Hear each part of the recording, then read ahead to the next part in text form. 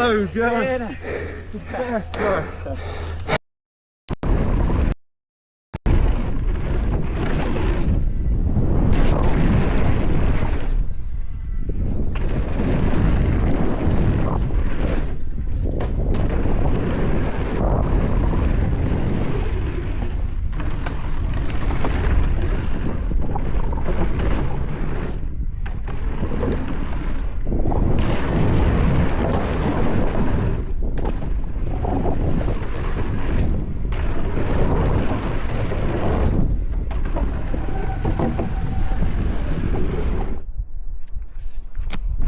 Yeah, be careful. Good morning, everyone. How is everybody doing on this beautiful Tuesday morning? Hope everyone is doing well.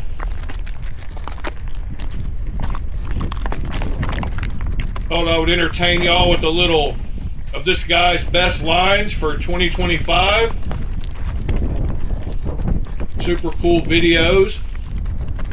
I couldn't imagine being there on the side of that cliff on a bike. Some of the places these guys get to ride is pretty wild.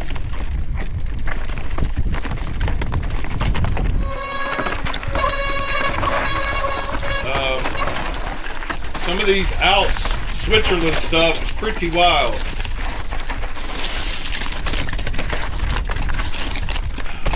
Anyway, I'm going to turn off the sound on that and get into it. Good morning, Mr. B. Shady, Mr. TC, Mr. Puck Elf, Mr. Robert Jones, Mr. Pete, Mr. Drummer, Mr. Michael. Hope all you gentlemen are doing great this morning.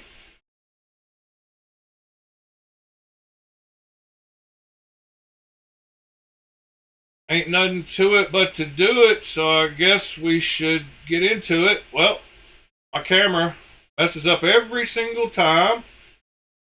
Y'all can see a little background. Move it down. All right. Last night in my pocket, still in my front pocket, the knife I told y'all yesterday I was going to carry. That is a Shiro. The name starts with a P and it ends with a sky. That's about all I can tell you. Polchanovsky. I don't remember the name of it. I'm never going to remember the name of it. I don't care enough to remember the name of it. But something about this knife that was super cool I noticed while using it yesterday. Well, a couple things. The way the handle is offset, you can really get in and the blade gets to stuff before your knuckles, which is pretty cool. Secondly, it has an awesome tip. And I don't know about y'all, but when I get packages from people, I take the labels and I lay the label out and I take a point of a knife and go right around the plastic, and then you're able to pull off just that label and get it off like that. Anyway, I usually cut right around a box, and this thing worked awesome for that. But that's how I reuse boxes. I don't like stacking up a bunch of names because I've gotten a bunch of people's boxes that had like 2 and 3 people's addresses on here, and I don't want to pass that on to somebody else who doesn't need it. You know, I don't want everybody to have mine, so other people should do the same. But this knife was awesome at that. I had to package up about 5 or 6 boxes yesterday. I sold a bunch of knives, including the Sonora. I sold the Sonora on Blade Binge yesterday. It is already boxed up and on its way to its new owner. It didn't come with the challenge coin, So I emailed MachineWise, and they're going to send me a challenge coin for free. Well, actually, I swapped the address. They're going to send the challenge coin straight to the guy that bought it. So he will have the complete set. And it cost me $8 for shipping. But oh well. But yeah, I had that in my front pocket. And in my back pocket, I have my Freeman Knives Voodoo. Which is one of the first like nicer knives that I got. Ketuo Knives made this knife, but this is actually one that he sold when he first came out with it, before they took over the rights and started selling it themselves. So this one has the FK logo on it instead of the Ketuo logo. It might actually have both. This thing's super sweet. Great action on it.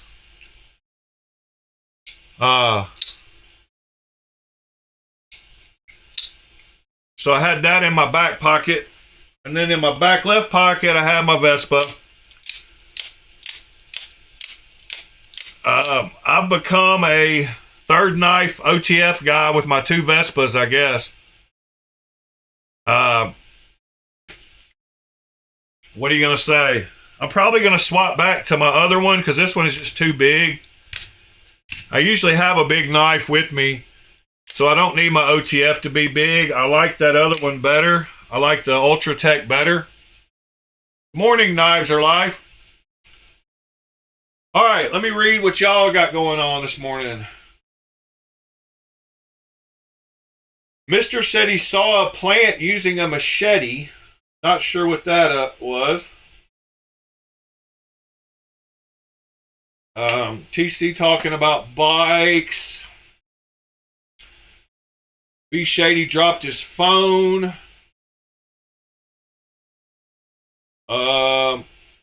Pete reminding people to hit that like button on their way in. Thank you, Mr. Pete.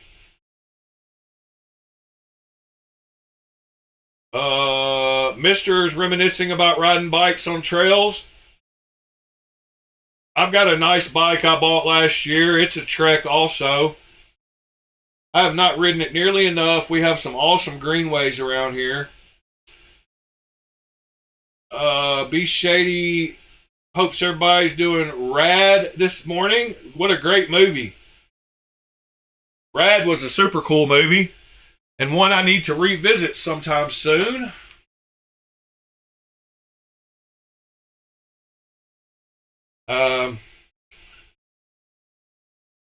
Buck Elf says the extra 80 rounds of belt feed for the Nerf blaster Gatling gun came today.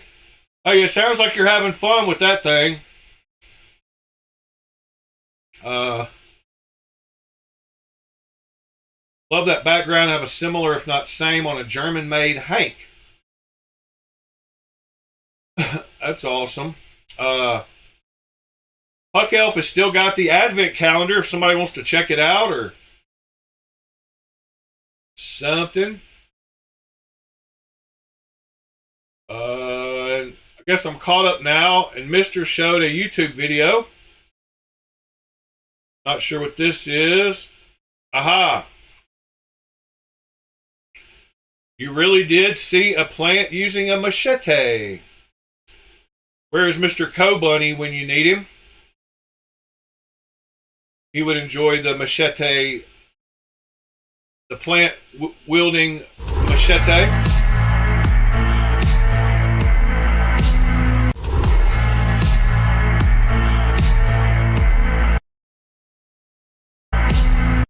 Yeah, they make that seem so much more than it is.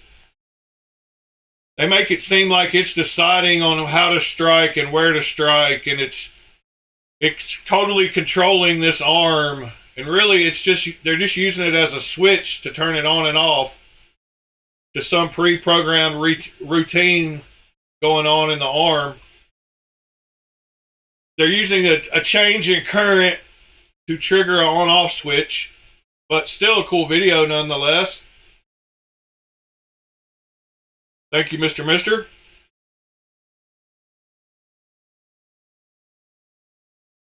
Oh, you went to the bone? Yeah, that's no good, Puck Elf. I got a few things in yesterday. Might as well talk about those. I guess first of all, I finally got that Spark EDC spin or whatever it's called. Came with a patch. And then it came with the knife and a card. Finally got it though. And it's actually, I only pulled it out for just a second to check it out. I was going to shoot a video on it, but didn't yet. But it's pretty cool, and it's a chunky boy, so I like that. The action on it is very smooth, and it is a true 3-finger knife for me. It is a comfortable little 3-finger knife, and there are absolutely 0 hot spots on it, just like I believe Lefty said when he did a review of it. The little fidget thing, pretty cool. It feels good both directions, and then it free spins if you turn it, if you push the button that way. And imagine with a little oil or graphite, it would spin quite a while because it already does pretty good on the free spin. And they offer replacements for these made out of different stuff, Damascus, that you can swap out.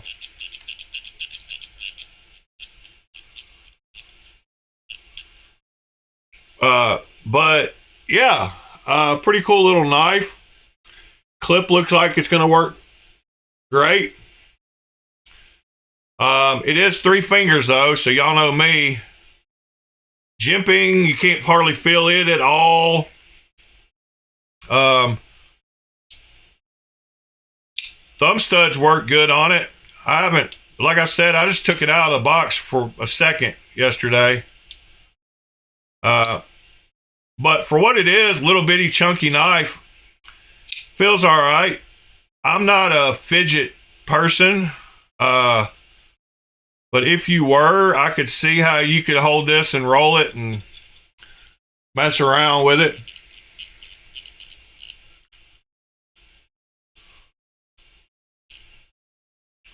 But yeah, pretty cool little thing. It's very thick. It's thicker than, well, it's about the same thickness as that big knife.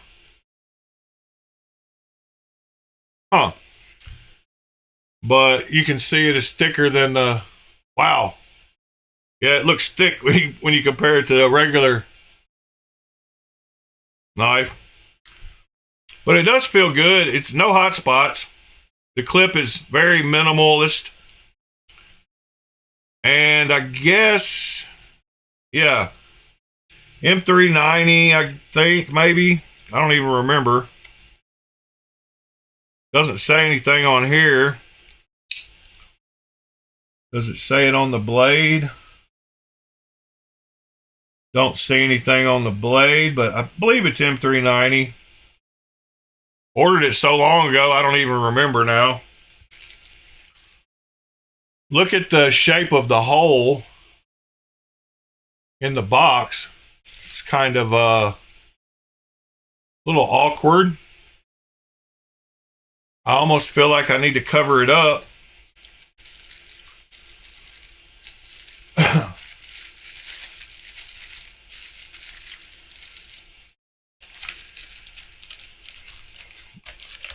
That is what it is.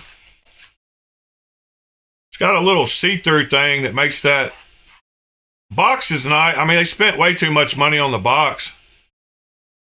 Carry the Spark. It's got like a little see-through. I know y'all can see that. Little weird stuff going on there. So I got that yesterday, which I got that Idea Spark. So everything's got to have a spark about it, I guess. And that was that little magnetic knife that I got. And if y'all remember when I got this, I said I wanted to get some, or I ordered some tritium inserts for it because it's got a place for 4 of them in the sides of it. And those came in yesterday. I guess I haven't opened this, but I think that's what this is in here. And I did order the cheap ones, whatever that means. I didn't get the real ones. So let's see what we got in here. I've not opened this. It was just on my front porch when I got home from work. All right, looks like I've just got some little thingamajigs in the corner. Let's, before we even take them out, let's hit them with the UV gun, see what happens to them. They do light up, but they're not nearly as bright as I thought. You can almost see them in the lights there. Let me see if I can't turn off that other light, but you can see them glowing a little bit there. Not nearly as bright. These are not real, like I said. There's something else, and they should be fully charged. I got the purple ones. They are a cool color purple. I don't know if y'all can see that in my hand down in there. Hopefully you can. They're like a purple color. Let's see if they fit in this little thing.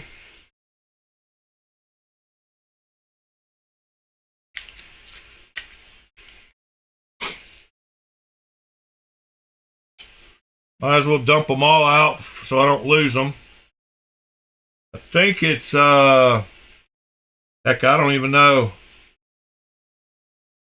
the size of them.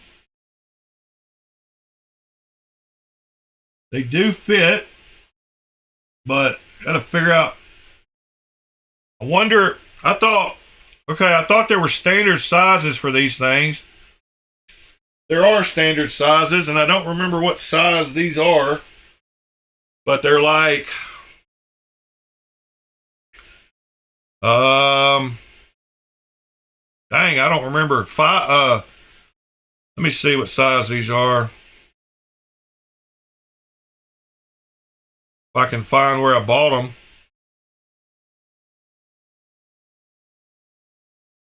I did get that other package in also of those 5 things that we ordered about a week ago on stream.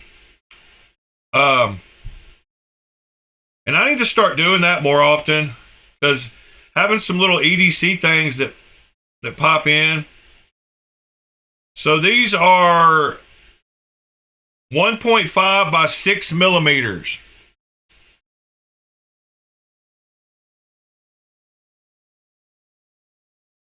Yeah, 1.5 by 6 millimeters, small. What size are these actual slots? Close this thing up before I cut myself.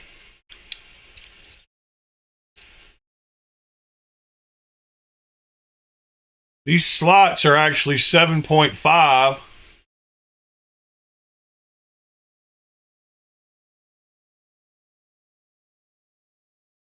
Yep, 7.57.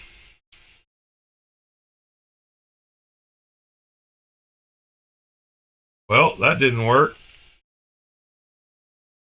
Dang, now I'm gonna scratch up my whole knife. 7.5. All right. Let me, where's the little, oh, there it is. Put this up.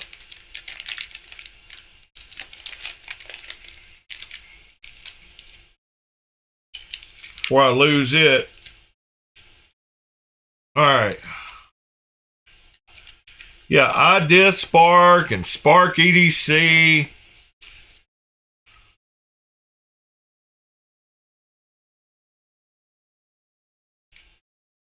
These were I actually don't remember. Did I lose any? Thought I had 10 of them, but oh well. Probably 10 in there. 1, 2, 3, 4, 5. 1, 2, 3, 4. Missing one. 2, 4, yeah. I think I'm missing one. 2, 4, 6, 8. There's 8. How many was I supposed to get? 10? No, I was supposed to get 8. I've got 8. So I did not lose any. All right. So I did get that little 5-pack of those choice cheap items. And these were $18. I got all the different colors. They were $18 for 8 of them. So a little over $2, $2.25 a piece.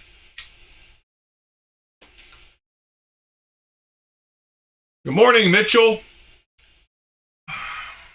All right, so that other package I have not opened yet either,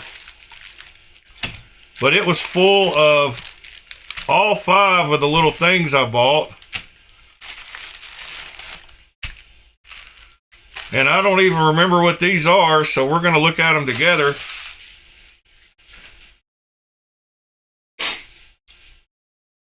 So I guess we'll start with the big one. Oh yeah, I remember I bought one of those little $3 screwdrivers to have an extra one of. So I'll have to, has it got the good magnet or it's got the cheap magnet on it. Some of them have a stronger magnet than others. The magnet that holds this part on. The better ones have a strong magnet, and the cheap ones. So the better ones, you can hold it by this end and it won't fall off. And the cheap magnets, you cannot. But these are super handy. As you can see, I've got a good one and a cheap one. And they're different weights and different colors. But anyway, got one of those. What else did we get? Don't remember what this is. It's heavy. No idea. Oh. It's one of those finger ratchets. Which will come in handy at some point when I need to reach something. So that's cool. I got the large size one. This thing's heavy. This thing weighs quite a bit.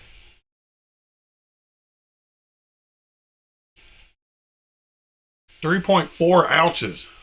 Yeah, but I'm sure this will come in handy. They make smaller ones too that will hold the. That just moves in and out. Oh, it's got a lock. Okay. That's how you push the bit out, I guess. Does work. Let's see if I can change direction. All right, that's tightened. And that's loose. That's cool. All right. What else did I get? It's like Christmas. You buy 5 things for $20. Oh yeah, the little cards. See what these look like.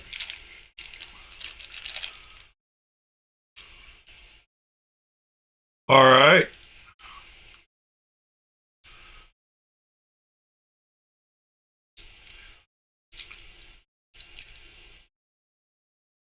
All right, so it's got cards on both sides of that one.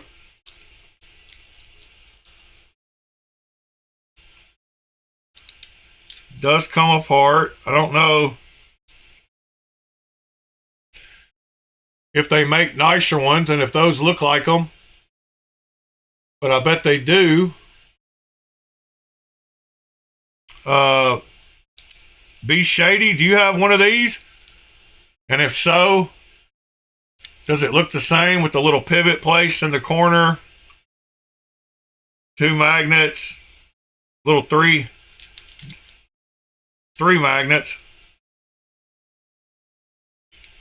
This side has 2 cards on it.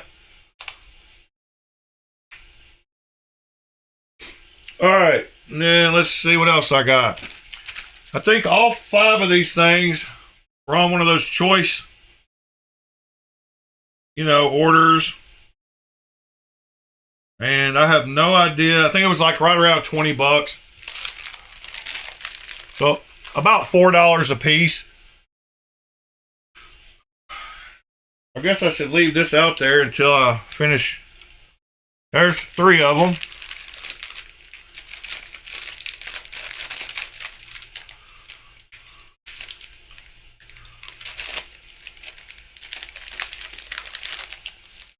Something else heavy in here. Oh yeah, these are the 2 dice. And they actually, Be Shady, I definitely got these because of seeing yours. Come on.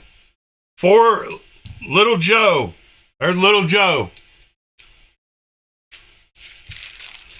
I rolled Little Joe. I'm out.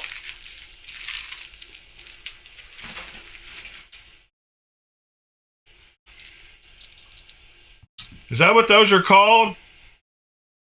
Lottie? I like these dice. Wow, back to back, 4s and 6s.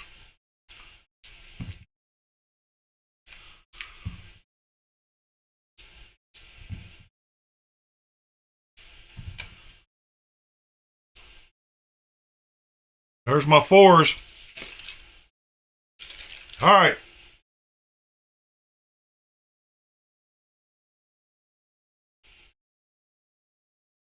Dang, Mitchell.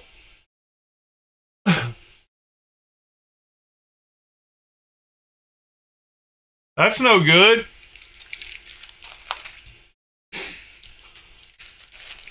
All right. And last but not least, I have no idea what it is. What is it? Oh, yeah. It's one of those clips that I think started the thing. It's one of those mountable pocket clips that I wanted to check out.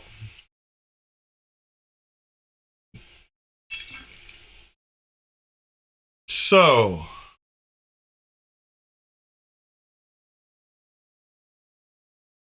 aha. Well, I don't know that I like the hook part. It's really going to hook on you. But if you put it in your pocket, it'll be fine. It'll come right out. All right, so let's see what this looks like on a knife. On the par or the...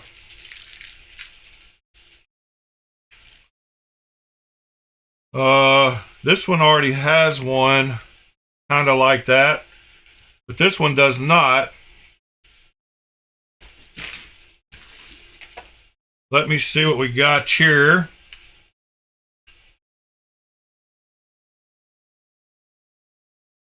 Oh yeah, this one is let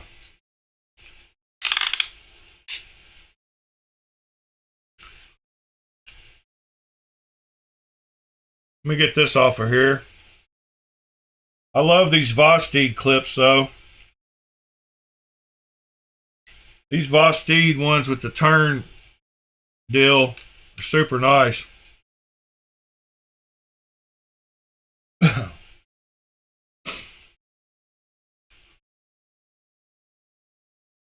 Old school screwdriver.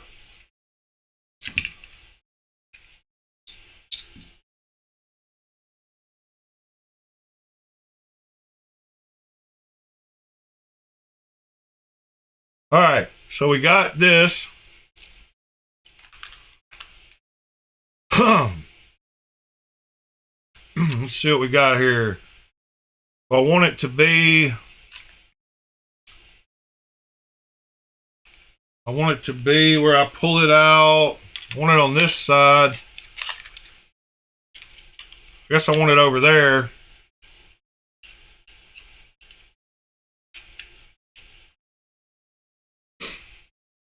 So I guess I can reuse one of these. It's already in there. Leave that on there. Put this on here. Put this on here.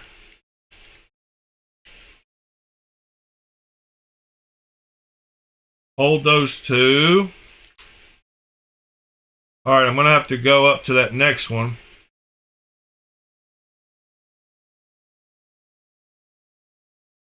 Right there. Dang it. I knew trying to do both of them at once was stupid.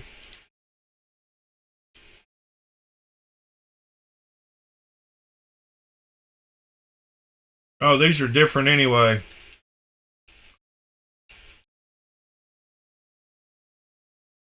I think I put this one on backwards. I did. Where did the... Now I'm confused at which is which. Alright, let me just start over. Rubber thing. Rubber thing. One of those. One of those. Just throw them all over the place, Chip. Alright, one at a time.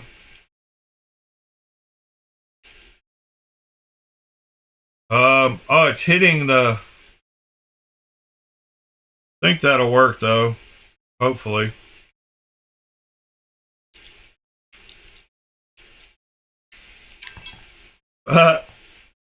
Pretty funny watching somebody install a clip on a knife. Alright, get that one started. Get the other one started.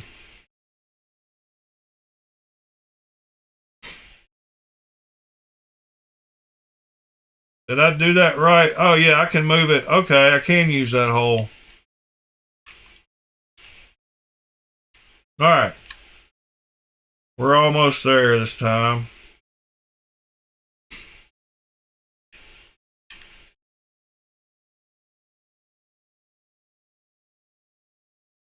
Oh, there's that other screw. It's still on the end of the screwdriver. I might have to put two of the grommets, but we'll see.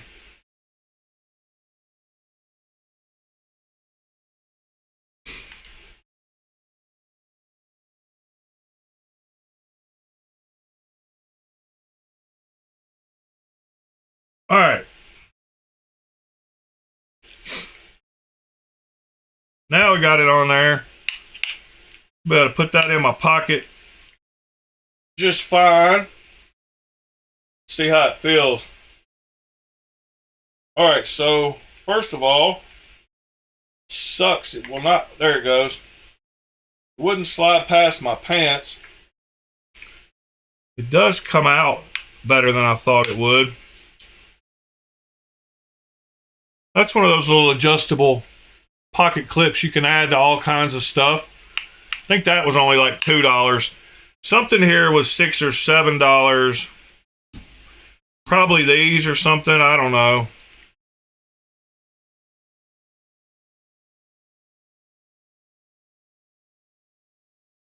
And I don't know. Yeah, I don't think I want it over here because it'll stick way out on the side. It actually went in my pocket better after I figured out what I was doing. Yeah, it goes right in. Well, that's pretty cool. I'm afraid I would pull my blade out because it felt like my blade almost just came out before it wanted to let go of my pocket, though. That's a little disconcerting. Put up all these other parts.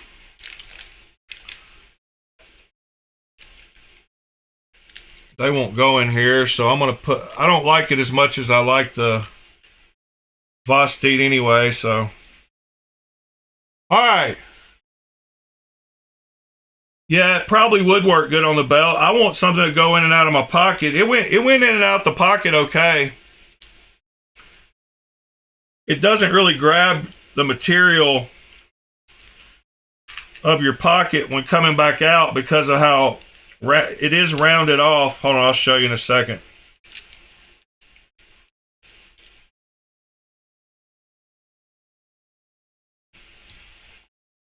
So it is rounded off enough around this way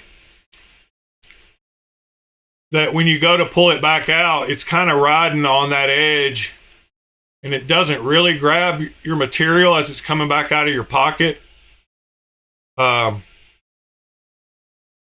It is more like up here because it's kind of bent, but wasn't too bad actually coming in and out. All right. I need two of the little, need 4 grommets. No, I just need 3. 2 of these, and 2 screws, and over there I need those. All right. Actually, I've got too many. That's something going on. Oh yeah, there was that extra one.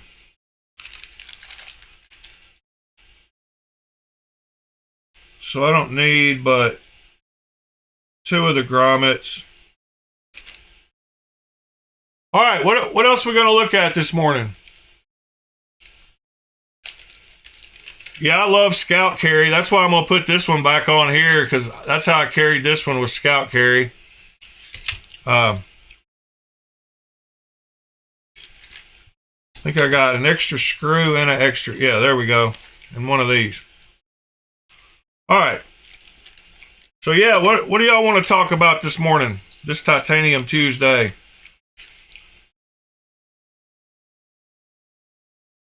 What do y'all got going on in the knife game?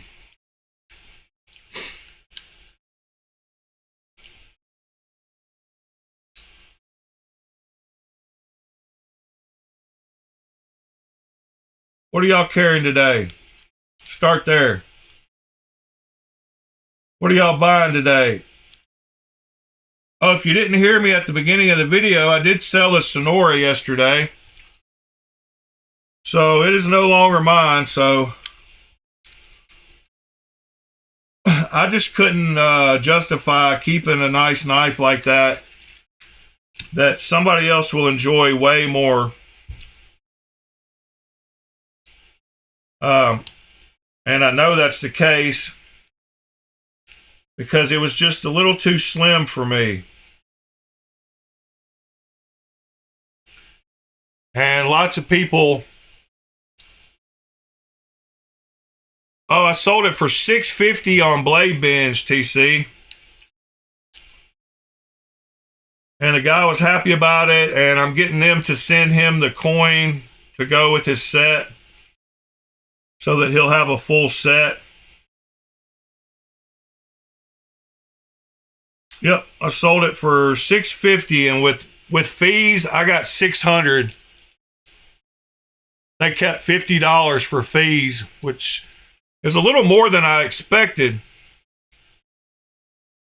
But, you know, it is what it is. I'm going to use that extra little profit money to buy me one of these Mojave clones. But yeah, I love this one. I scout carry it just like this. And these Vosteed clips are awesome.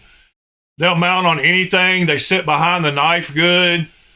This one just goes right on my waist and disappears. The way it holds it out a little bit so it doesn't like hit your stomach when you're seated. So yeah, I like those Vosteed add-on clips. Yep, always do what makes you happy.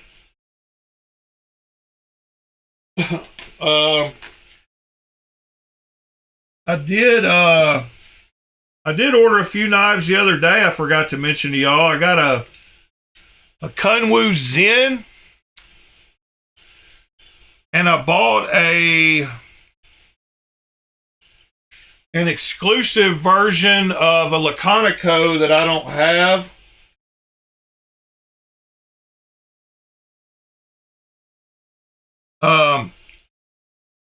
It's not titanium.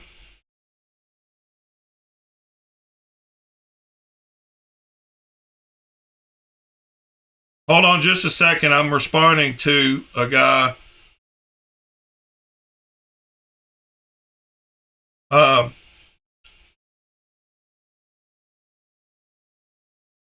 guess he wants to buy a knife. And I've been selling quite a few.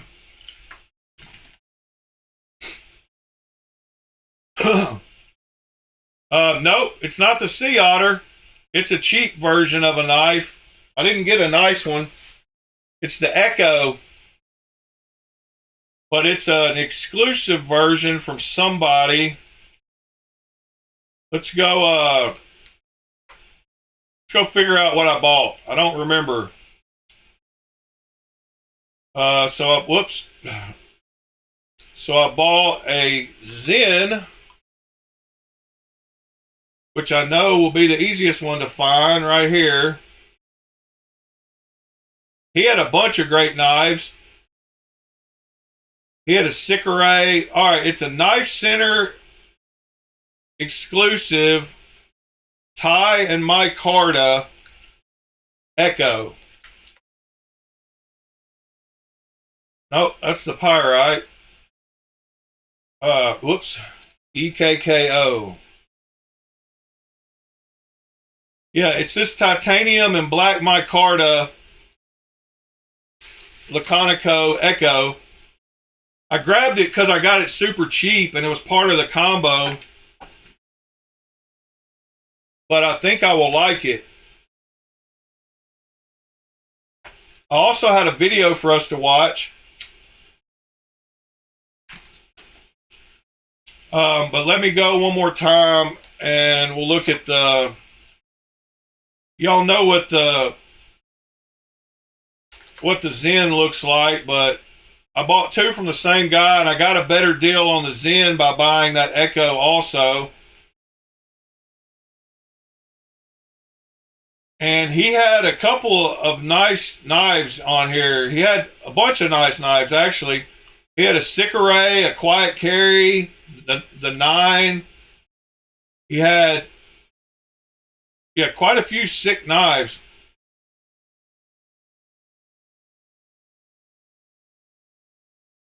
But the one I bought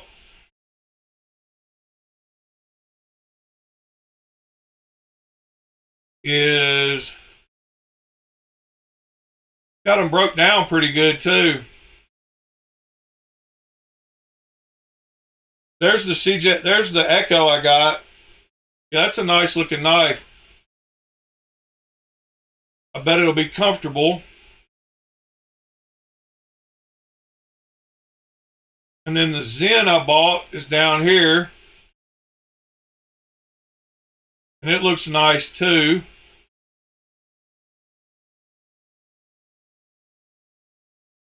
I didn't like that version of the 9, or I might have bought that one.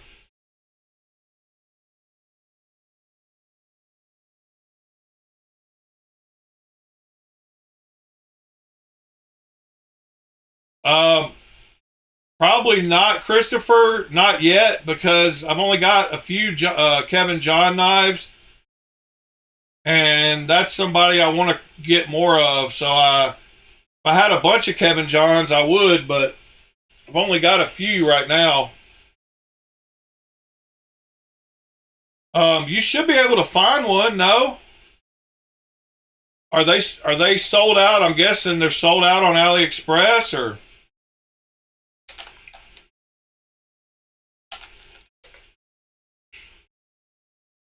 No, they're still available. I mean, I know they're pricey, but but I paid quite a bit for mine.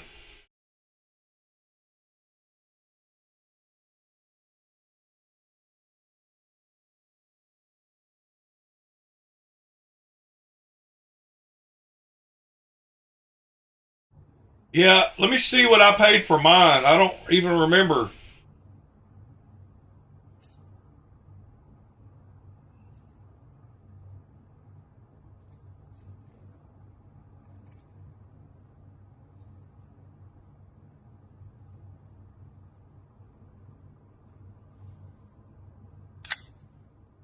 Let me see.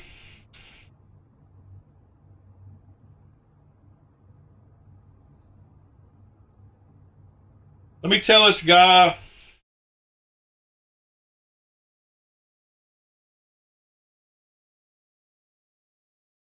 that I'll get his knife sent to him right after the video today. I wonder if I can look on here and type in Maverick. Whoops. Well, where's the search box? All right. Venom, Maverick.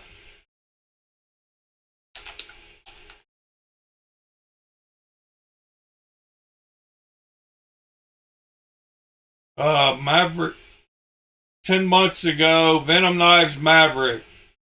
$215. I paid a lot for mine. Like, I paid close to $200, I think, which is pretty crazy. So that's another reason why I don't want to sell it, because I overpaid on it.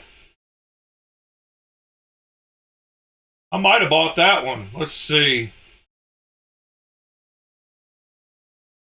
That's about the time I think.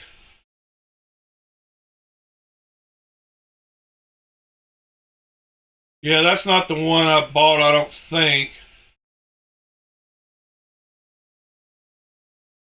This same guy I've bought quite a few knives from, AK Bird, and he tried to buy my Sonoma yesterday on Blade Bench for like $525 or something.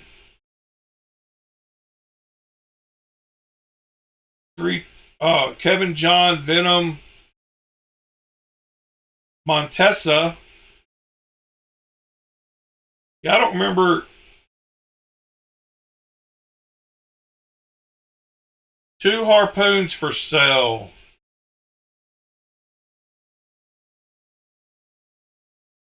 I would have liked to have bought both of those. I would have sold you one of those for sure. What is a Venom Nightmare?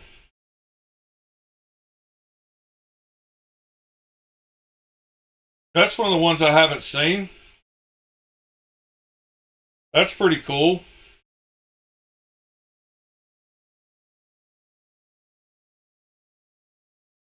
I like that pivot.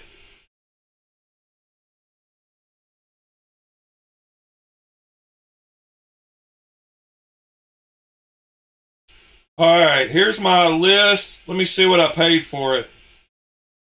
I'll be completely honest with y'all. I don't care. I paid $260 for my solid. What am I looking for? Venom. Kevin John Venom.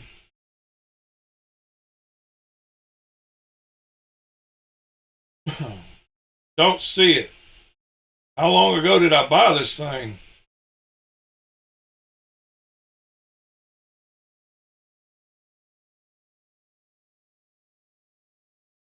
Yeah, I don't see it.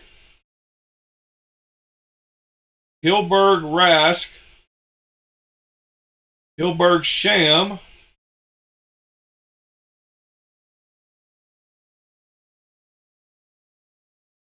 Kevin John Maverick 2 is what it was called.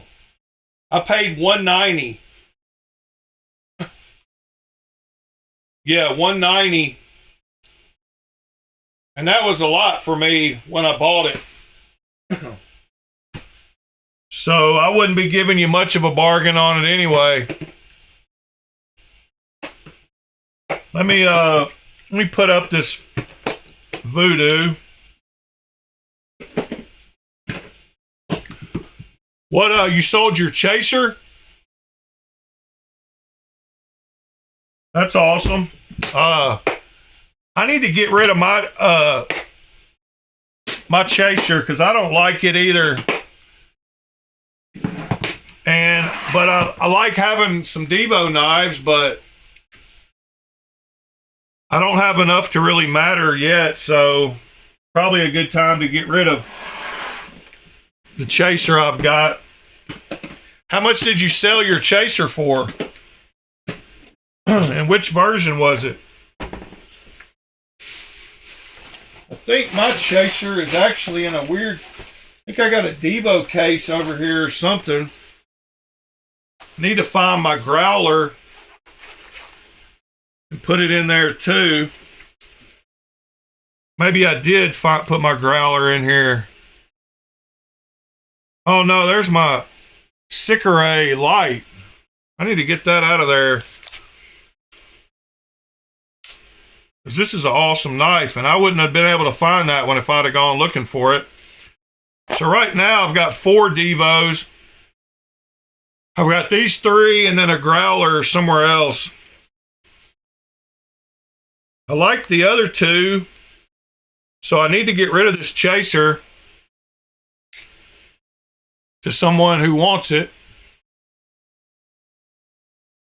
Yeah, that's the same one I've got, I guess, drummer. So what did you make after the fees and stuff?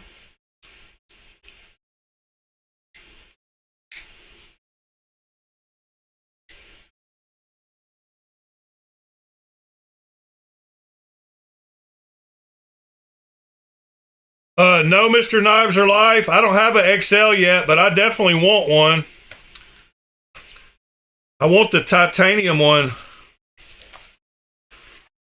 I guess I'll go with the DLC blade because it looks nice. And I've gotten to where I don't hate DLC quite as much as I used to.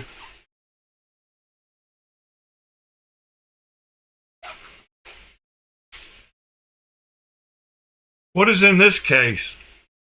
Oh, these are all my 6-leafs. Yeah, I made a 6-leaf case and I forgot about that. I need to put a sticker on that. That's my 6-leaf and my Devo cases.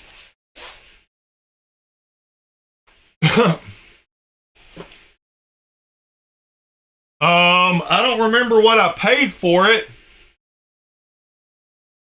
but I just got it like a month and a half ago. I'll hit you up on Instagram, B Shady. I haven't added that to my list because it's one of my newer purchases.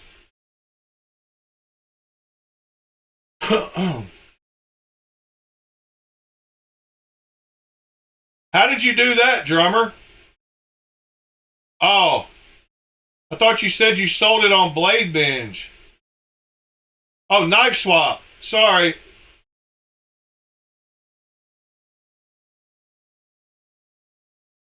No, I'm not selling my Voodoo yet.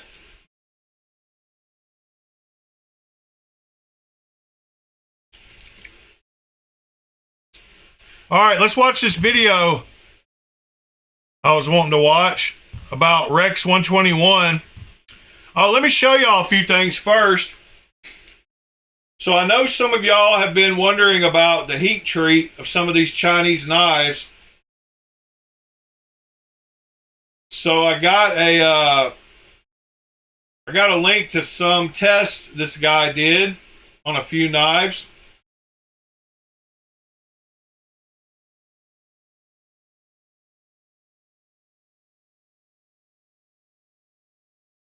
So let me show y'all these real quick. Actually, when I click the link, they're going to open in Firefox. So I'm just not even going to open Discord. I'm just going to, that way I won't mess up. So here is a Kubey Momentum in M390 hardness test. It tested at 60.6.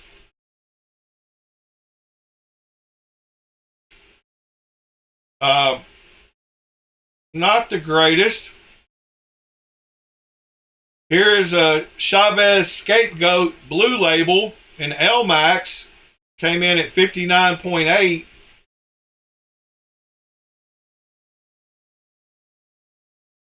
Here is the Juful Cedar in 154 cm. And it came in at 62.1.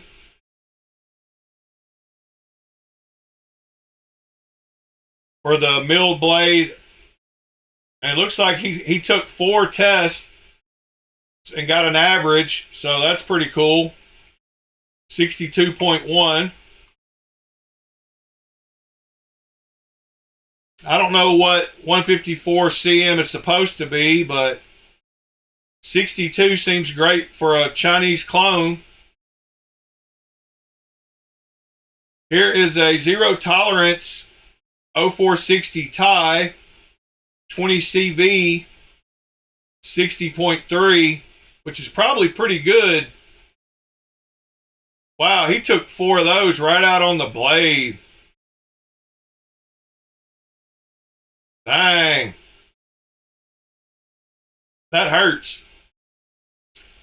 Here's a Maximet PM2, which was really interesting, 69.5.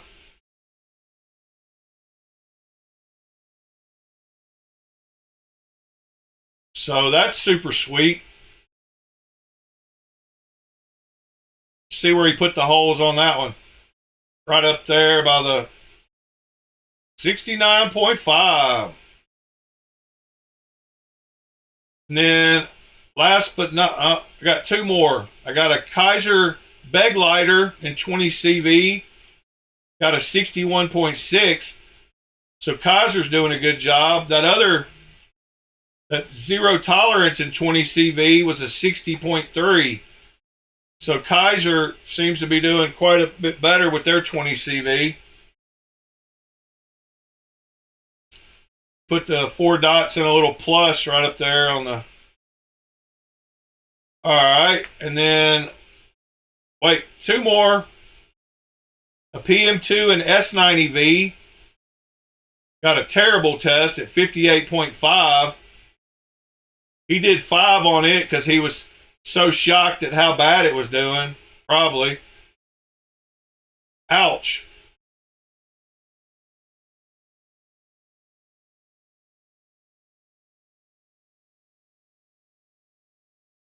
Yeah, that kind of hurts. And then a PM2 and S110V.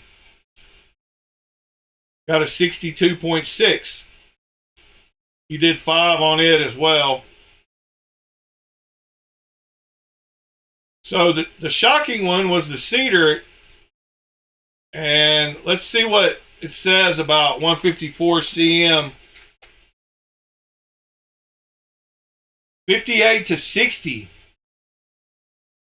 So the fact they got a 62 is pretty amazing. I'm telling you, they're doing some cryo heat treats over there and getting some really hard numbers. You know, it makes it more brittle, but nonetheless, it's still not bad.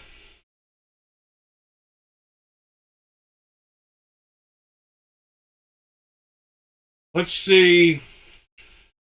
Best heat treat, HRC. 58 to 61. So might be a little too hard, but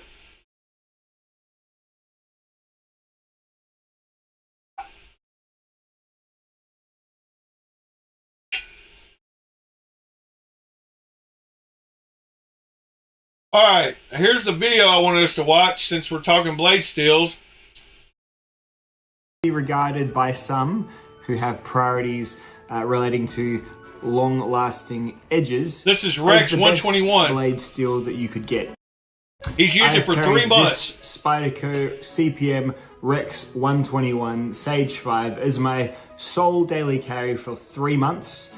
I've not done any maintenance to it. I've not done any sharpening on it. So in this video, I'm going to let you know how that went. So this is a steel that is quite interesting. It could be regarded by some who have priorities relating to long-lasting edges as the best blade steel that you could get in a pocket knife, if that is important to you. You pay a little bit more for it than the average Spyderco Sage 5, but yeah, as a result, I can certainly attest that you do get a very long-lasting edge. I've tested this in somewhat formal conditions, but now I've also just done a 3-month-long daily dose of use for it, and it is finally today I noticed it is properly dull because, well, I mean, it's still cutting paper, but definitely not great, and that would be mainly the geometry doing it. I did notice in a certain instance of use that I thought, well, that's definitely going to be dull now, and I would say it certainly is. Like, I can rake my finger along that pretty well, even up and down a little bit, and it's not, I mean, I still wouldn't want to push and tear, but yeah, definitely what I would classify as a fairly dull knife now. So after 3 months, and really before that I hadn't resharpened it, I just sort of picked it up and started carrying it. Yep, definitely in need of a sharpen if I wanted to get this back to a nice, enjoyable using cutter once again. So the sort of things I used it for were unpacking a lot of big box appliances. It's the time of our life where about 3 of our main appliances just went one after another. So replacing new clothes dryers and things like this works quite well for the times as they are. So apart from just doing a lot of unboxing of sort of heavy cardboard appliances, always using my sort of around the block sort of jobs, picking up the odd water chute that I notice is coming out the bottom of one of my stone fruit trees. I might just hack that off with my little pocket knife. Otherwise I just forget to do it, and I come back 3 months later and there's a second tree growing next to my peacherine tree. No good, so I'll hack off a water chute every now and then. We took this on vacation. We went to the seaside. We stayed in an Airbnb. I mean, I'm sure it's the same everywhere. We always notice that the knives, no matter how nice the place we're staying at is, the knives are always complete garbage. As in the worst of the worst, cheapest. Wow, $3. That's a thick edge. Single bevel, you know, as in no tapering. Just bad kitchen knives. Bad kitchen knives. Those handles look like they've been dishwashed a million times. They're starting to shrink away from the grommets in the wash. You know the ones. So this was the knife that I had on me. I do actually wish I'd carried something larger, taken something larger, because it would have been a gallon for earlier in the day or last night. Use this knife too, and I did that just via a quick stab directly to the heart, and it seemed to kill it quite instantly. So what did he kill? And kill the thing because it was living away. And so I used this knife to quickly dispatch it and kill the thing because it was living a pretty wretched existence.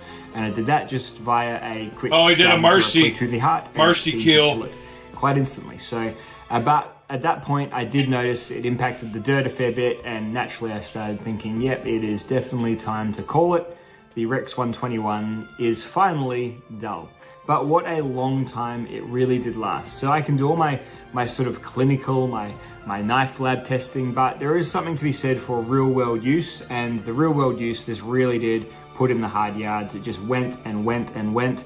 I would often remark that, it's still like scary sharp, even after a couple of months, even after using it on a few things that weren't ideal cutting jobs, cutting things into boards, cutting things into oven trays, things like that. It just went and went and went. So in terms of the fine edge retention, as I said, did really well, and it really did maintain a really excellent sort of working edge for a good long time as well. Often what's up with the music in the background? Didn't really sort of feel like just gradual dulling. People used to have the same experience with S110V. This guy so here, it just nothing like that at all. Just a nice gradual dulling, and even using it basically against a rabbit in the dirt yesterday, rabbit covered in dust. I didn't notice any chipping. I was just like, that's just the kind of the final stroke of the general sharpness of the knife. Now it is just generally dull. So I haven't noticed any chipping or any sort of, there's more frustrating behaviors that edges can have. It spent its time at 17 degrees per side with what was at one point a mirror polished edge. So really, really good, really, really well done. Really, really happy with how it performed. Absolutely Yeah, I like his surface test. area on a microscopic level. That is where rust will often accumulate on those surfaces. On the blade, there is some minor discoloration, but again, this knife was not cared for at all. There are still sort of sludgy bits of tape and things on there from previous cuts. I really haven't babied this one at all. I've just used it, put it back in my pocket over and over again. If I ever cut something gross, I would wash it down with soap and water. That was truly the only care this really had. So as you can see, it's not orange with rust or tarnished with unusable amounts of rust. It's just got a light smattering of general patinaing and a couple of slight oxidizations, that sort of thing. But really, for a steel that is definitely not stainless, definitely would be in the tool steel category of blades, has done, in my opinion, absolutely fine as a everyday user. Just in terms of not rusting away, I think K390 M4 would have probably rusted a little bit more drastically. Maybe it has all the exotic stuff in it. Maybe those elements aren't as prone to rust when they sort of form part of an iron matrix. Who knows? But I had really was a generally positive experience with it in terms of corrosion resistance as well. In terms of a usable knife, the Sage 5. Yeah, Sage 5 is awesome. Duty knife, 50/50. I got to get one and dress it up nice in titanium. Cardboard and things like. I wonder if he puts an edge back on it. Closed and whatnot. And the pocket clip, it's the Spyderco Deep Carry with black and green. See what else? Just test the daily use that I put it through. All right, so yeah, he gives it a thumbs up.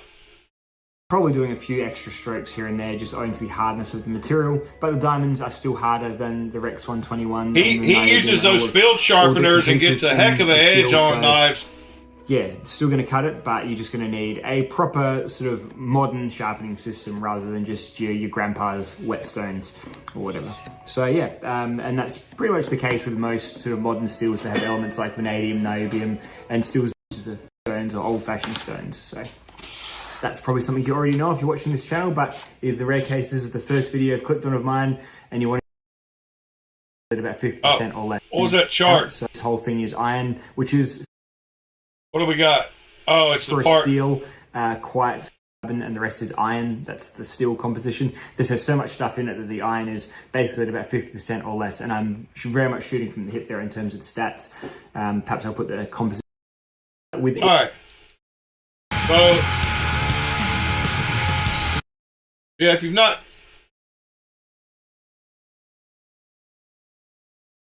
Yeah, I just use alcohol, Mitchell. It'll get tape off really quick. Morning, Waylon. Morning, Cliff. Let's see here. Did I have any more links to go to this morning?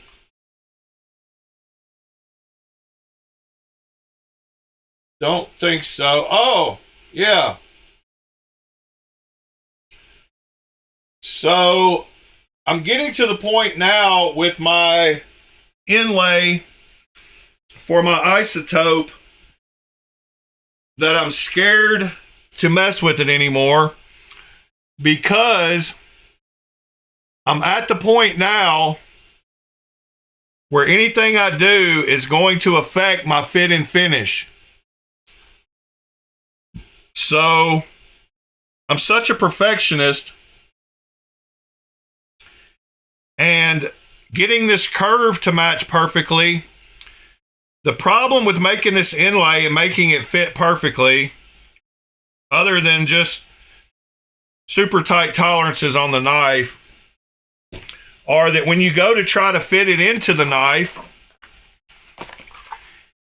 even if one little bitty tiny spot catches it, you can't really tell because it's a flat steel surface, so it just stops. So I've got it to where now, let me go ahead and get it back like I had it all night while I was working on it at work. Let me show you what I got going on here, and you'll know why I'm scared I'm not scared, but I'm just such a perfectionist that I don't want to mess it up, and I want it to fit perfectly. And I know I can't hope for that, doing this all by hand, and my first time working titanium, first time all this. So I know I'm expecting too much from myself, but it doesn't change the fact that I'm still a perfectionist. So what I got going on here is this. This inlay fits so tight that I can't even, I've got to like pry it out when I take it out. So I've got this one to where this end almost drops in. So what I got here is I got this whole side perfect right now. I need to take off a little on both sides, but I'm trying to be, so what I've got now is a black line.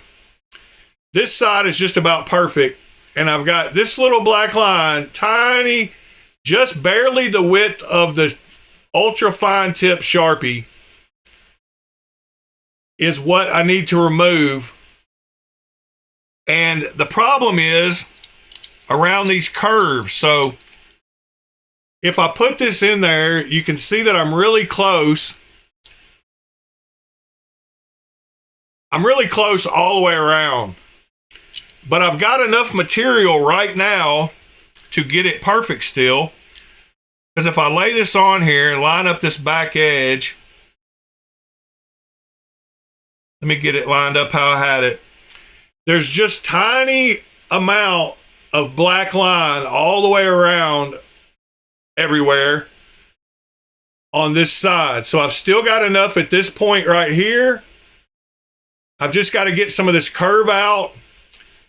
And I've got enough up here to make this perfect. So I'm very, very close now. And I'm just taking my time to sneak up on it. So just like Mr. said. And my main points, I'm not taking any more off of this point right here because I'm afraid I'm going to have a little place that's missing when I go to install it. I'm going to have, but right now I'm still good on this little point, but I'm getting very, very close. So there's that side, and then the other side drops right in. So I'm really, really close. I did take the sanding drum, which is what I used most of the night, and I ran over the surface of it to knock off the black so that I could hold this on it again and redraw my little microscopic line. And now that I'm home, I'm going to take my belt sander and try to straighten these two lines out. So there's a straight line here. It comes to a point right here, and then a straight line here. I'm going to try to get those knocked out and get this one little part of this corner straightened out. I'm not going to take any off there, but I will take some off and flatten that out with my belt sander.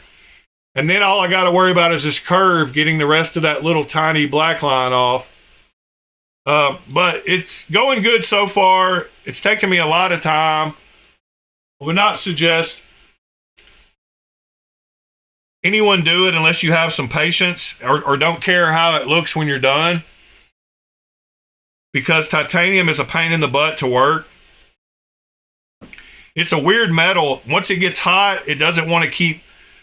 it wants to, dang it, I can't even think of the name that they do. You can harden titanium by heating it. In case you're not using a lock bar, it starts with an M. Can't think. Anyway, you know what I'm talking about.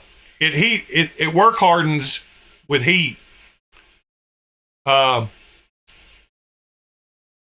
So when you start grinding on it, it wants to work harden on you. So then it stops grinding. So it's better to just keep it cool the whole time. So that's kind of a pain in the butt, because if you're not going to be dunking it in water, which I don't like doing because it makes a mess. And where I work on a lot of this stuff is like, I'm not set up at a proper workstation. I'm either sitting at my desk at work or whatever. So I don't want to be dunking it in water and having water go everywhere. So I do it a lot of times dry. So what that leads me to do is just do a little bit, let it cool off with a fan I got sitting there, do a little bit more. But I'm happy so far. I've still got to round over all these edges once I get done like this. But I want to get it to drop in there first, and then I'll use my Sharpie along the edge to see how far down I need to grind it to match up with the edge of this. But it's a fun, no, it's not tempered. It's what you do with titanium to harden it. It's got a name. It starts with an M, I believe. Hardening titanium.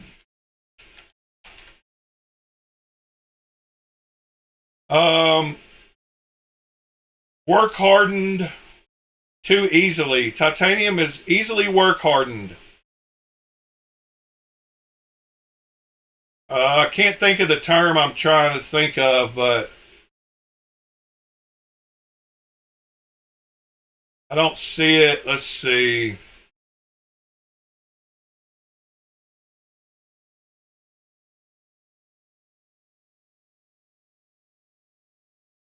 There's a word.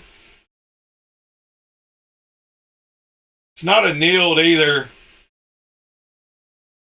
It's a specific word for titanium and lock bars. Hardened titanium lock bar. Lock bar. I'll think of the name of the word I'm looking for. Could have sworn it started with an M.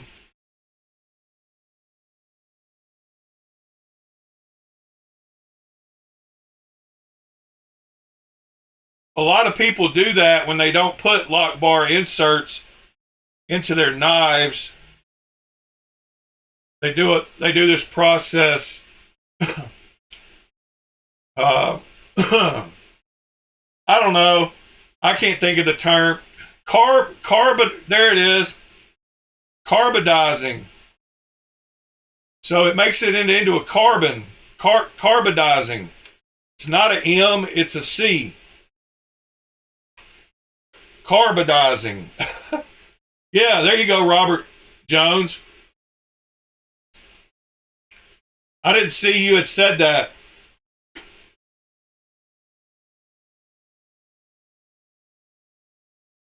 Carbidizing. That is the proper term for what you do with titanium to get it hardened to where it doesn't wear away quickly, as quickly.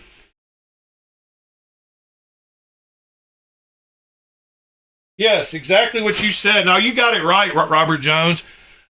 I couldn't remember even close to that, so.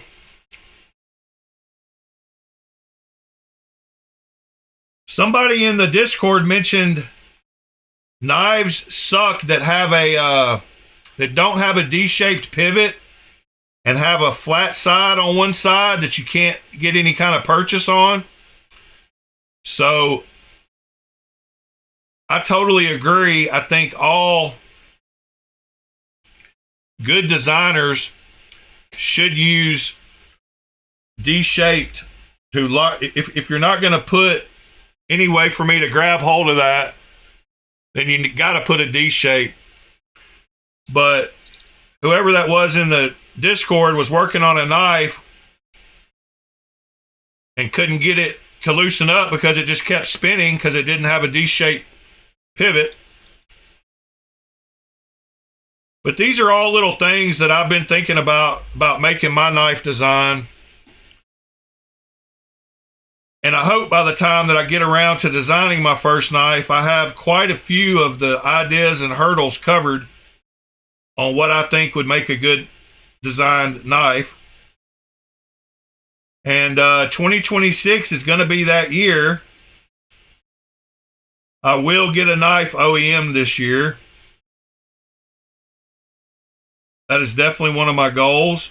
Hopefully it's more than one, but let's just start with one.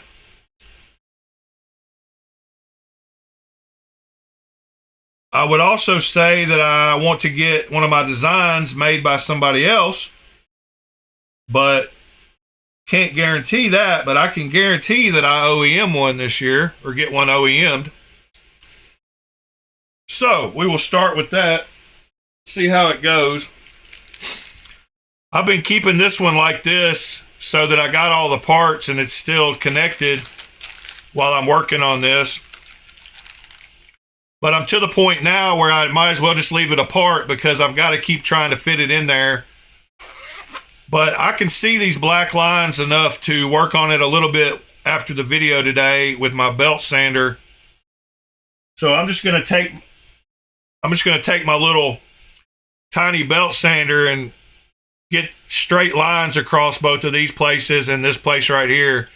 And then I'm going to take my Dremel again with the sanding drum and try to get this black line off. And then I'll take this apart again and start trying to fit it. And I guess I'll just keep looking and seeing if I can tell where it's hitting and kind of go from there. But like I said, when you start tilting this down into the hole, it doesn't matter where it's hitting, it's still going to stop because it's all metal and it doesn't flex. So you can't really tell where it's hitting until it's all not hitting. And by that time, you're going to have one place somewhere that's not fitting perfectly unless you're just super careful. So that's why I haven't finished it yet, because I'm too much of a perfectionist.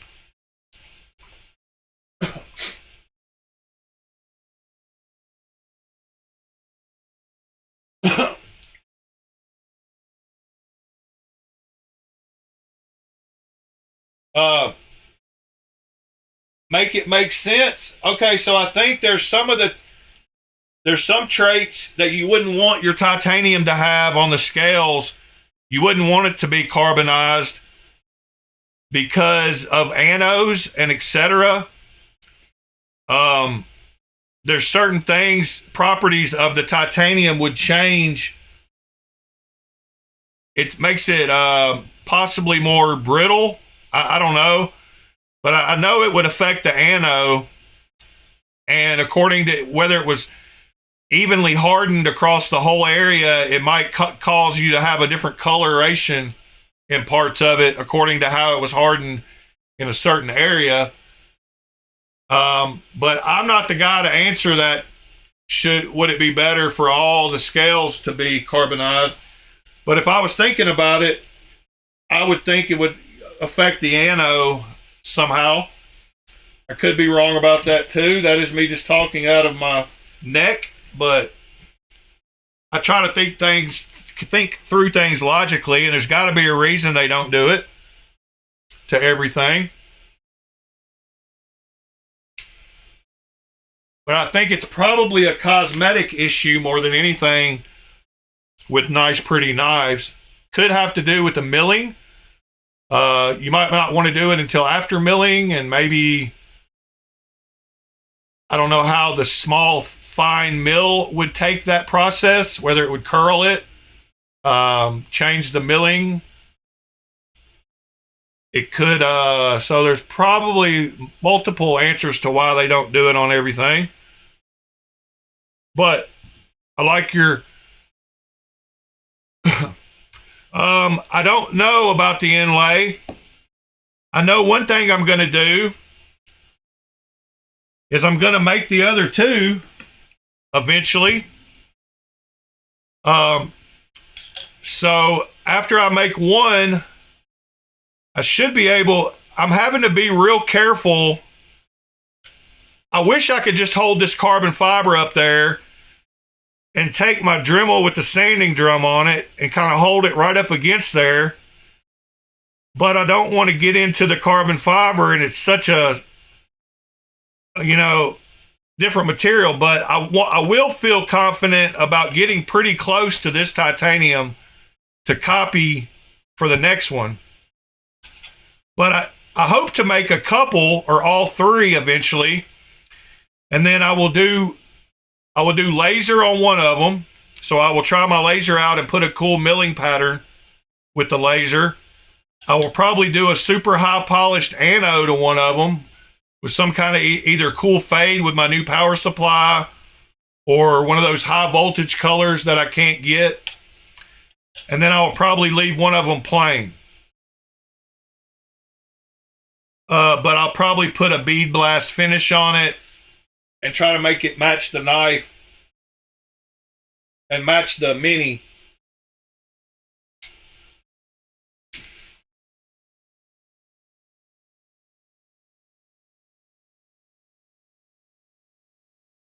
Yeah, Mitchell, it's not a matter. I could stick this on there and get it, you know. I could get it attached, but I can't push up against here without fear of hitting the carbon fiber and then ruining the original inlay. But yeah, I agree. I could screw these together and use that to hold them together while I go around the edges on the second one. But this first one, I kind of got to do what I'm doing. I mean, yeah, I could attach them, but that really doesn't help me because I have to take this back off to start working on it because I'm afraid I'm gonna bump into this. And then you have to hold the bit precisely perpendicular to it also, because if you go at an angle, then I'm either going to hit this one more or hit this one more. So as I go down the side here, I have to keep it perfectly perpendicular in order to not touch this scale. I think just the way I'm doing it, just slow, take my time, probably the best I'm going to get.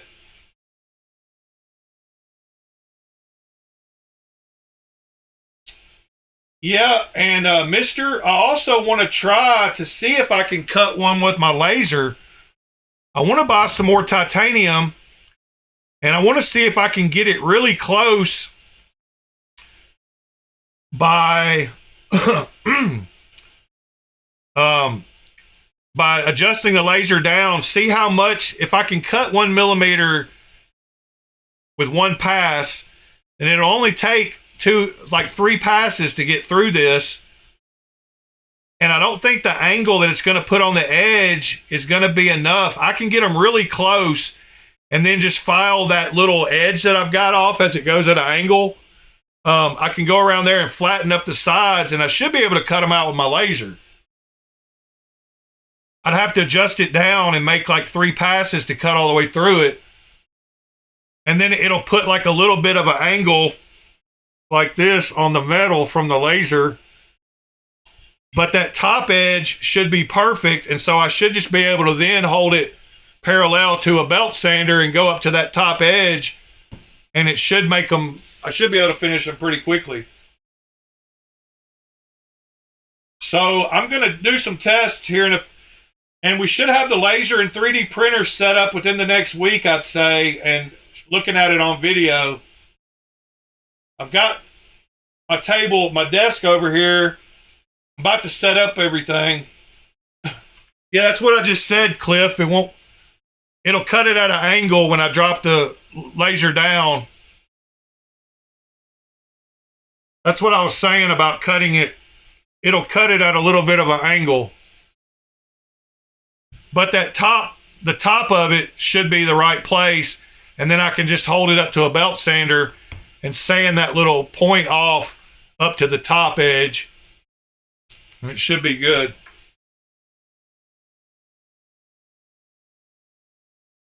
Yeah, I've explained to people how the laser sits in the middle right here. And pretend you're looking at my laser from the side. When I'm lasering something, it's going to hit at an angle like this. And when I drop it down, it's going to hit at even more of an angle. So you actually, when you cut something out like that, you have to adjust your pattern too, because it won't hit at that same place. It'll hit closer in on the next one when you drop this down. I don't know if you drew an angle from here to here and then you drop this down, it's going to hit it closer in, so you have to make it a little bigger to make it. And it took some trial and error to figure that out when I was trying to cut through some thicker stuff than my laser would actually cut. And I need to just break down if I want to start making scales and buy a laser that would cut it in one pass and quit BSing. But I don't have $7,000 to spend on a laser right now.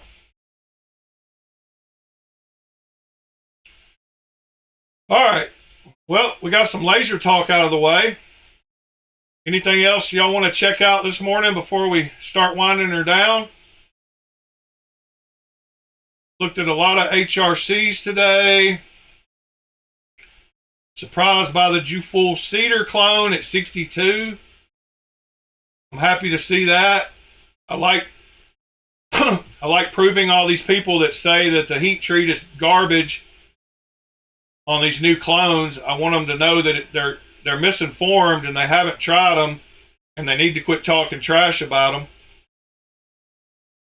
And along that topic, I hear about all these people talking about this hobby and how great this hobby is and how many great people they've met in this hobby. And if that's the case, which I feel it is, I've met a ton of great people in this hobby, stand-up gentlemen with morals and respect and integrity. And a lot of those guys own clone knives. So these people that want to talk trash, you can't do both. You can't say you've met a ton of great people in this hobby and then talk trash about clones and how people that buy them are trash, because those are the same people that just aren't telling you that they own clones and acting like they only have real knives that you're calling these great men that you've met. And I don't think it's changed anything about how great of a man they are because of what they choose to buy to make them happy. And the fact that other people put them down to where they don't feel that they can share those with other people is, you're the one who's not a stand-up guy in my book. The guy who's making them feel like they can't show them to everybody. Because those same stand-up people that you say you've met are not going to be the people that try to pass them off as original knives and screw somebody out of money on eBay. Those aren't the same people. Those shady people are in the world regardless, but these great people with integrity and morals that you've met in this hobby are not those people. So if they own some clones because they want to, you should think highly enough about them to not think that they're the same people who are going to try to swindle somebody by making them think they're buying a real knife when they're not. So that's my opinion, and that's how I feel this whole hobby should think about it. And if more people did, there wouldn't be so many people hiding the fact that they have some clones. And once more, I would challenge anybody to please show me someone that drops a knife and doesn't sell out of them completely and talks about how all these other clones being available are keeping them from selling out of their latest drop. So you let me know. Give me a list of those 3 people who can't sell their knives because their clones are hurting their business so bad that they can't sell out of the latest drop that they've done of their knife. And then I might talk about this subject a little differently. But until then, do what you enjoy and don't let another man make you feel like you can't enjoy it. So there we go. I'm going to try to push that a little more this year, and hopefully it'll rub off on more people and they'll stop having this huge stigma attached to these so-called great people they've met, because evidently you don't think they're great people if they're the same ones who are going to try to swindle somebody by using a fake knife. Or could it be that they just want to buy the knife and see what it's like? and they're still that great man that you thought they were. So anyway,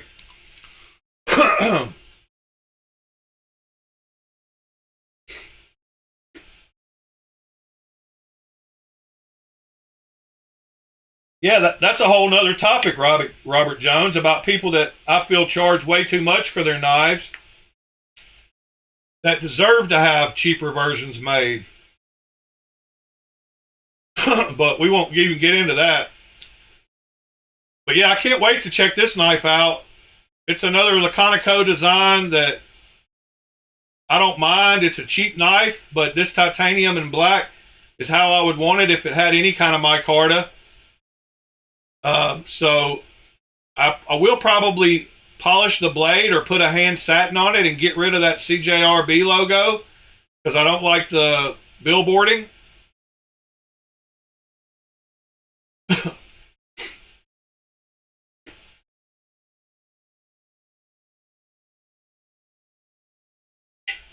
Co-Bunny, that's what I'm saying. Please show me a knife that has been cloned that's hurting the sales of these people. I'm sure there should be drastic numbers on their charts of where their business starts declining. It shouldn't be a hard metric to show me.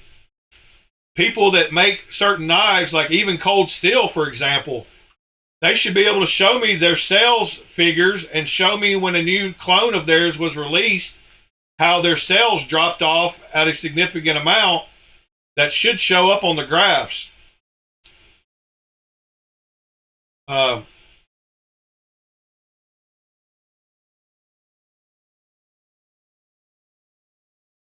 Yeah, AliExpress has got some of the best refund policies of any. I mean, they have the same policies as everywhere else. If you don't get what you ordered and it's different than what they portray it to be, they give you your money back. I've never had any issues. I bought all kinds of 3D printer parts and motors and electronics for RC stuff and quadcopter stuff and all kinds of stuff. Never had any issues with AliExpress.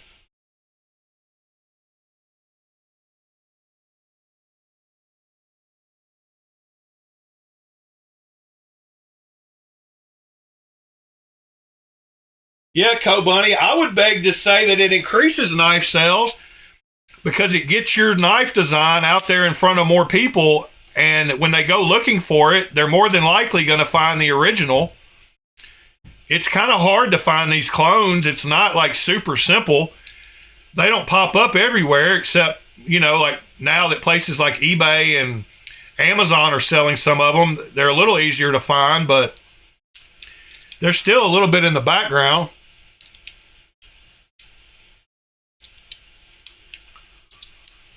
So yeah, I would say it probably improves some people's sales. It's like free advertisement for your knife. And just like I said, whenever I see a drop of knives, they sell out within minutes. And I'm talking about nice folding knives. I'm not talking about Cold Steels who mass produce thousands of knives. They always have more stock than they're selling because that's the kind of company they are. But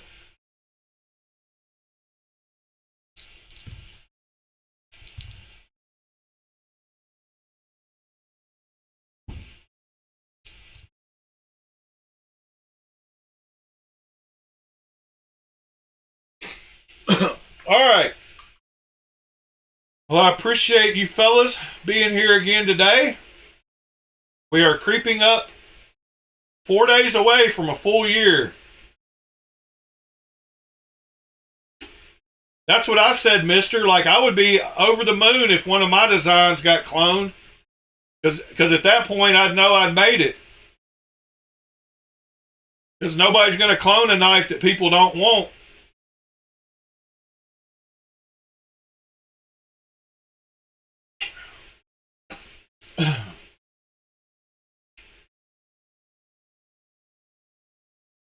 But yeah, it's our last Titanium Tuesday of the year.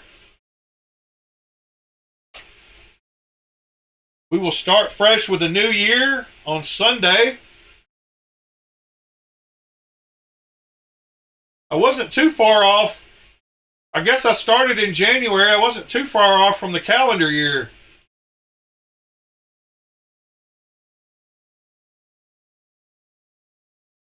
That's funny, Robert Jones. Hey, don't talk about it. It'll happen. You're going to talk it up. I appreciate y'all hitting that like button. Y'all been doing great. I would invite you to make sure you hit it before you leave. I've got a pyrite and a And I've got a couple of pyrites, the pyrite buoy and the pyrite button lock. And I don't really like aluminum. I like that core knife I got last week, but only because I had to do some mods to it and got to put some lines on it.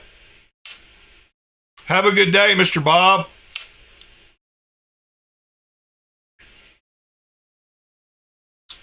Man, this Sickeray light has some of the best action. I was saying the other day that, y'all know I always go back into something. But I was saying the other day that $50, this knife right here was the best $50 knife I'd gotten. Because it's L-Max, and I like the way it looks now with this brushed finish. And this one is my favorite $100 knife, I believe. It's got Magna Cut for $100 and comes with some of the best buttery action of any knife that I've ever gotten straight from the factory. It's got perfect action, and it's got that forward choil and is a super comfortable little knife. So yeah, there's my pick for $50 knife so far of the year and $100 knife of the year. I was lucky to get these for $100. They're a little more.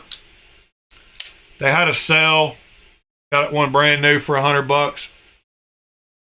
But now that I look at them, they're about the same size knives. This is a little chunker though.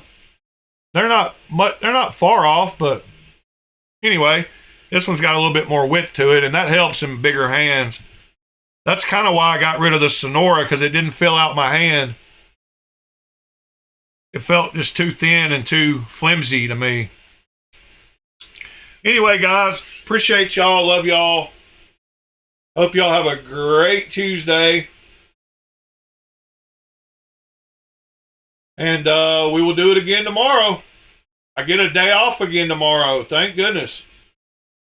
Hopefully I'll get the 3D printer or something set up tomorrow. We should be getting video of that pretty soon, though.